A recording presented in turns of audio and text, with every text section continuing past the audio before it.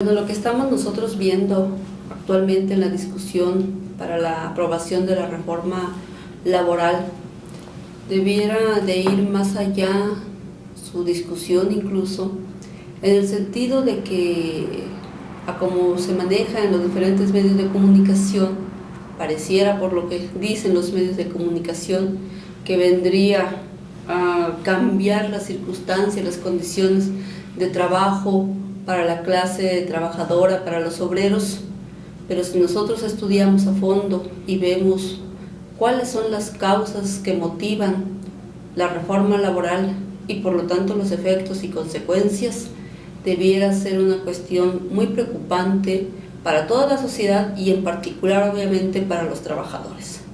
Ciertamente que para el sistema económico, social que vivimos, se le está volviendo una necesidad la reforma laboral, porque quieren competir con los grandes mercados, con los países que tienen otras condiciones de producción, quieren competir con sus productos, pero a costa de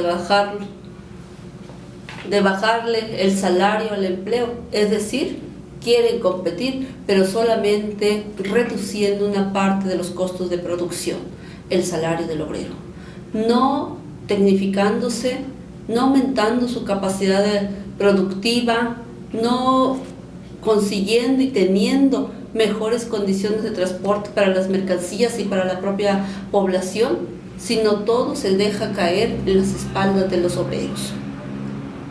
La reforma laboral, como se está planteando, contratar hoy al obrero por horas, que la posibilidad de la subcontratación, perder garantías individuales, perder garantías o derechos de huelga, y además una cosa en la cual no se están metiendo ni se está viendo, por lo tanto, la posición de los sindicatos, que se supondría que son los defensores de los trabajadores. Ahí no estamos viendo nosotros el actuar de los sindicatos en defensa de los trabajadores y por lo tanto en rechazo a esta reforma laboral. ¿Por qué? Porque pues, como todo el mundo sabemos y conocemos, los grandes sindicatos mexicanos no están para defender a los trabajadores. Son, como comúnmente le llamamos, los sindicatos charros, que están en comunión, pero con el patrón y con el Estado. Por eso jamás han dicho: esta boca es mía. Ahora, en relación a la reforma laboral, los trabajadores deben estudiar muy claramente y deben de entender suficientemente las consecuencias de la reforma laboral. Sí, sí es cierto, pero también los propios impulsores de la reforma laboral, porque están apretándole tanto al trabajador que puede traer consecuencias fatales. Pueden romper la tuerca después de tanto apretar. Y eso es lo que deberemos nosotros de pensar como una de las consecuencias posibles en esta situación por el extremo de miseria que se le está llevando al trabajador.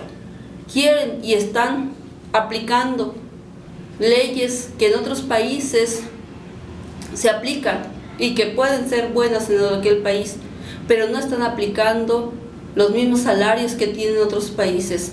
Es decir, las circunstancias y condiciones de México no son las mismas de Estados Unidos.